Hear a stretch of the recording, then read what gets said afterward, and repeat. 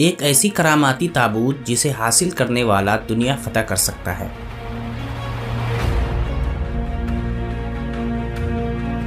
وہ تابوت جس کی تلاش میں یہودیوں نے ہزاروں مقامات کھود ڈالے، اس تابوت میں ایسی کیا چیز رکھی ہے؟ قوم عمالقہ نے جب اس تابوت کی بے حرمتی کی تو اس کے ساتھ کیا ہوا؟ ہم آج دنیا کی سب سے کرشماتی صندوق تابوت سکینہ کے متعلق جانیں گے۔ وہ شمشاد کی لکڑی کا ایک صندوق تھا جو حضرت آدم علیہ السلام پر نازل ہوا تھا۔ یہ آپ کی آخر زندگی تک آپ کے پاس ہی رہا، بطور میراث یکے بعد دیگرے آپ کی اولاد کو ملتا رہا، یہاں تک کہ یہ حضرت یعقوب علیہ السلام کو ملا اور آپ کے بعد آپ کی اولاد بنی اسرائیل کے قبضے میں رہا اور حضرت موسیٰ علیہ السلام کو مل گیا۔ وہ بڑا ہی مقدس اور بابرکت صندوق تھا۔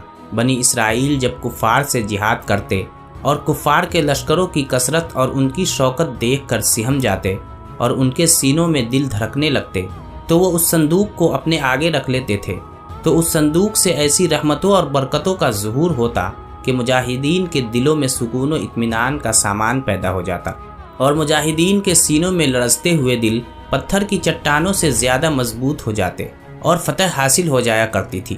بنی اسرائیل میں جب کوئی اختلاف پیدا ہوتا تو لوگ اس صندوق سے فیصلہ کراتے تھے۔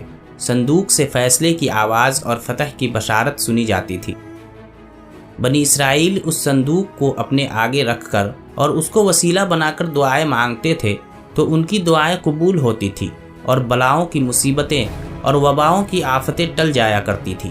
الغرض یہ صندوق بنی اسرائیل کے لیے تابوت سکینہ، برکت و رحمت کا خزینہ اور نصرت خداوندی کے نزول کا نہایت مقدس اور بہترین ذریعہ تھا۔ مگر جب بنی اسرائیل طرح طرح کے گناہوں میں ملوث ہو گئے اور ان لوگوں میں معاصی و طغیانی اور سرکشی و عصیان کا دورہ ہو گیا تو ان کی بدعمالیوں کی نحوست سے ان پر خدا کا یہ غضب نازل ہو گیا کہ قوم عمالقہ کے کفار نے ایک لشکر جرار کے ساتھ ان لوگوں پر حملہ کر دیا۔